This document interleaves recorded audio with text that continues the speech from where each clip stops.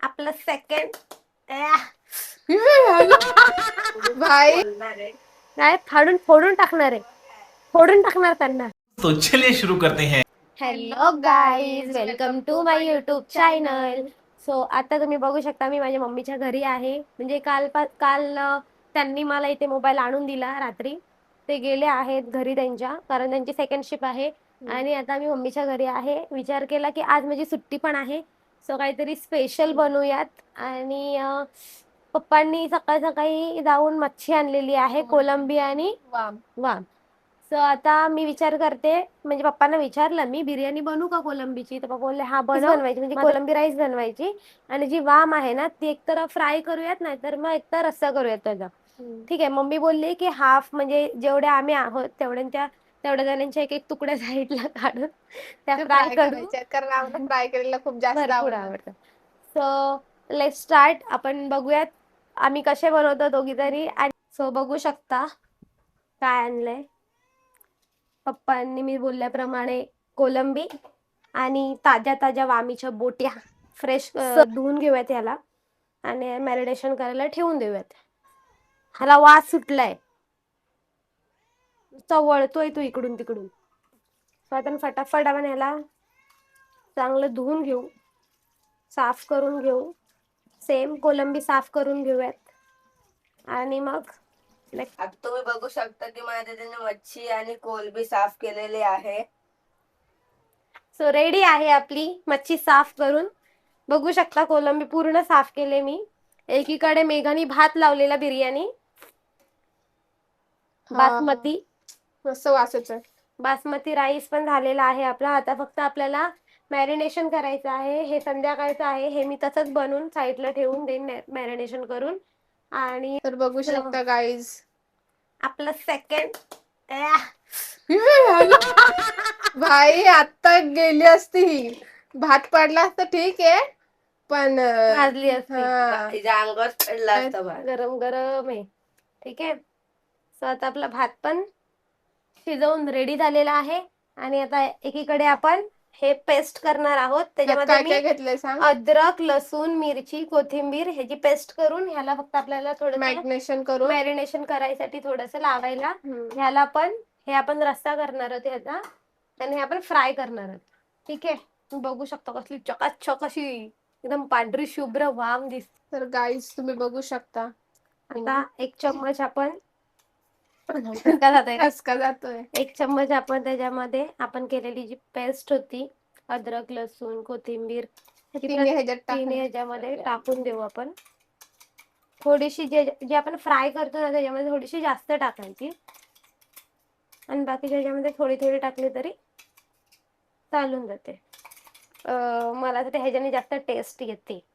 आणि ह्याच्यामध्ये थोडंसं पाणी टाकून आपण वापरूयात. आणि हळद आणि मीठ, बस एवढंच लावून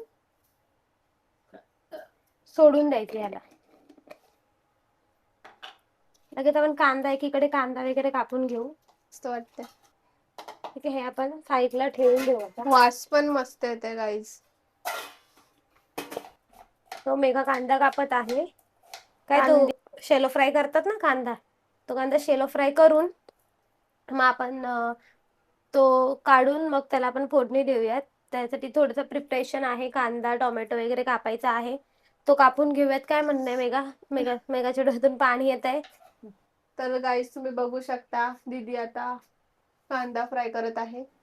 थोडासा कांदा आपण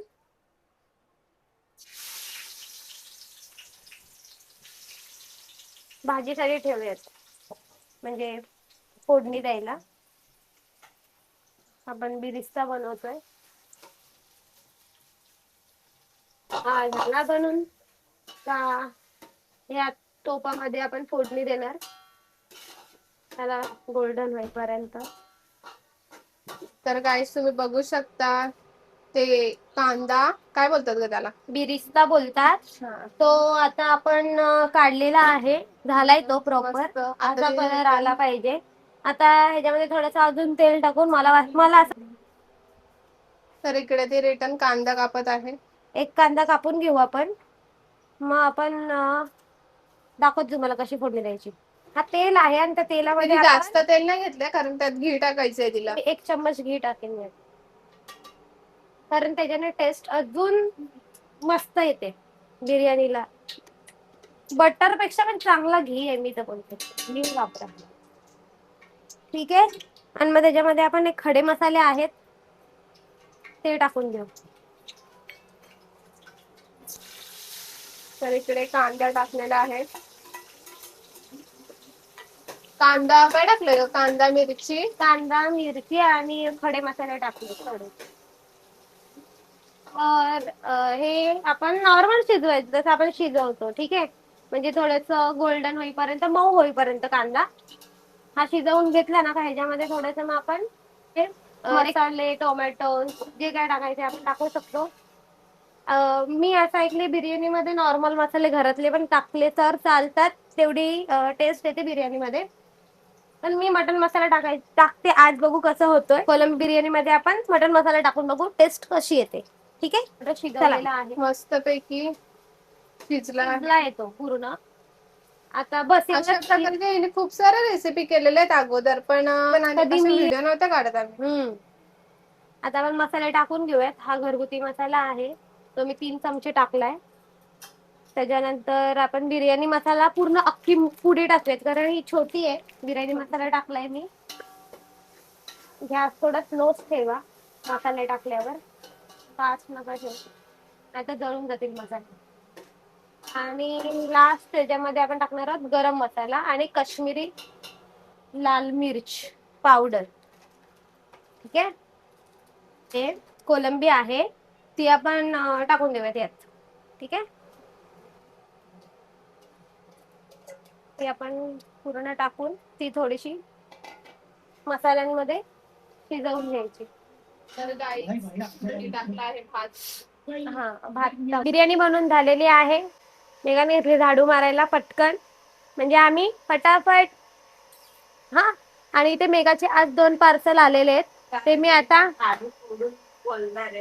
काय फोडून टाकणार आहे. फोडून टाकणार त्यांना.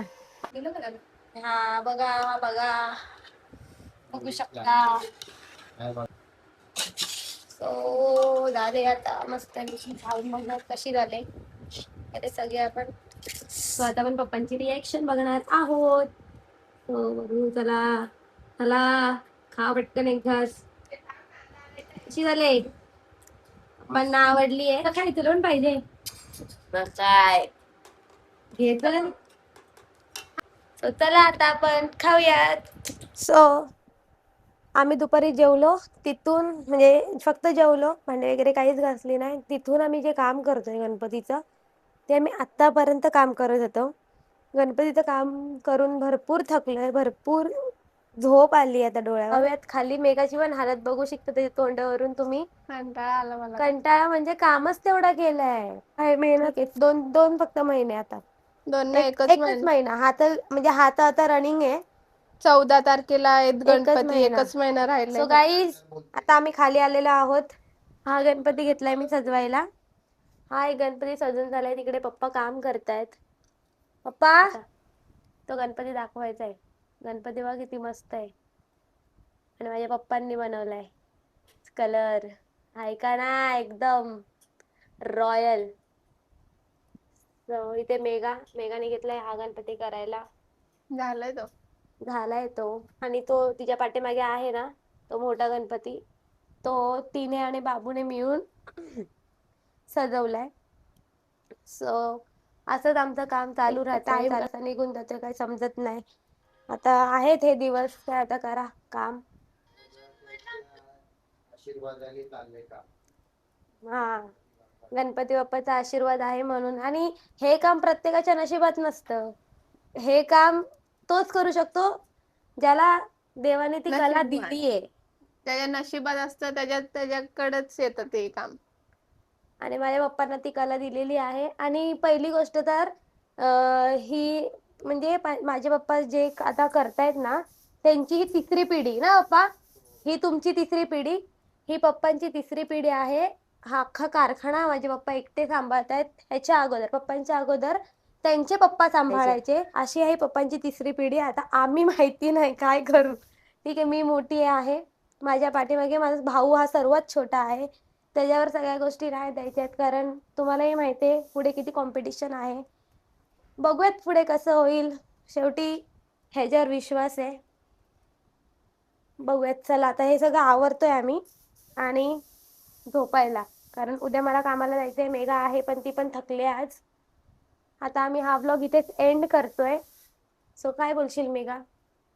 सपोर्ट करा, लाईक करा, कमेंट करा, सबस्क्राईब करा. जर तुम्हाला हा व्हिडिओ आवडला असेल तर कमेंट, लाईक, शेअर आणि सबस्क्राईब करायला विसरू नका.